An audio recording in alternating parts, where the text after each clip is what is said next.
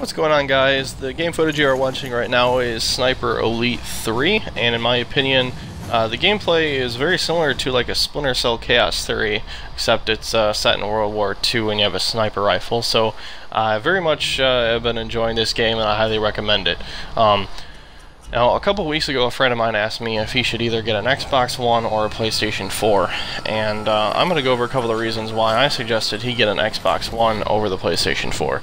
First of all, the only games he was really interested in playing are Destiny and Call of Duty, and Destiny is online only. Call of Duty, as far as I'm concerned, is also. I mean, nobody buys Call of Duty for the campaign, they play it for the online multiplayer. So since both of these games rely so heavily on the network, Xbox Live is a better option for him. Xbox Live is better in a couple different ways. First of all, stability. PlayStation Network actually went down a total of 7 times just last month.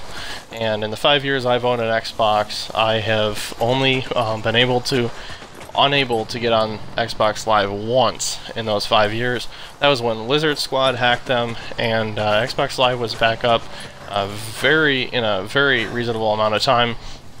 Whereas when PlayStation Network was hacked, it was down for at least 2 months.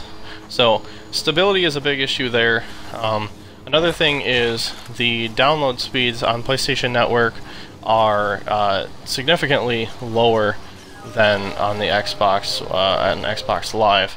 And with digital distribution becoming bigger and bigger lately, it's going to be really important to have a console that is connected to servers that it actually can download games at a decent speed from, especially if your games are going to be about 40 to 60 gigs.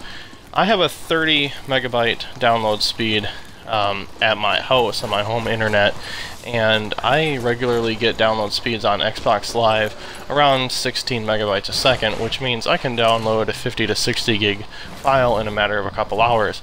Whereas on PlayStation Network, it's very frustrating because they've been having a lot lower download speeds than that. And if you're trying to download a file so big, you're going to be waiting quite a while, and maybe even a day or two before you can actually play the game. So, and then another one of the main reasons is just the general functionality of it. The PlayStation 4 is really nothing more than exactly that. One step above the PlayStation 3, a little bit better internals, whereas the Xbox One has actually gained a lot of new functionality. So especially like right now, I am actually recording this video, doing the voiceover and everything from my Xbox One, using the Xbox One headset that it came with. So everything included in this video, all the functionality required, is on the Xbox One to do this. And it's not just things like that. I mean, it goes into, TV, and I know a lot of people it was very controversial because people were thinking that, oh, they're half-assing their games in order to get all these TV functionality and everything. But the bottom line is, there wasn't a whole lot they needed to do in terms of gaming. I mean, the 360 kicked ass last generation, and most of that stuff is up to the developers. All they needed to do, really, is to make sure they have a good set of hardware to use to program on, and they did so very well, actually. Now, I know that is controversial also. A lot of people are probably going to say, oh, but the PlayStation 4 is more powerful. Well, let's just see what happens when DirectX 12 comes out.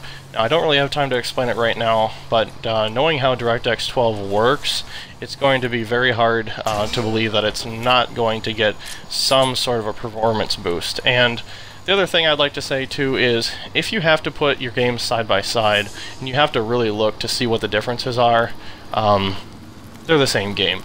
I mean, unless you actually put the games side by side and you notice it that way, you're not going to notice if you're just playing, at home and you've never even seen the other version.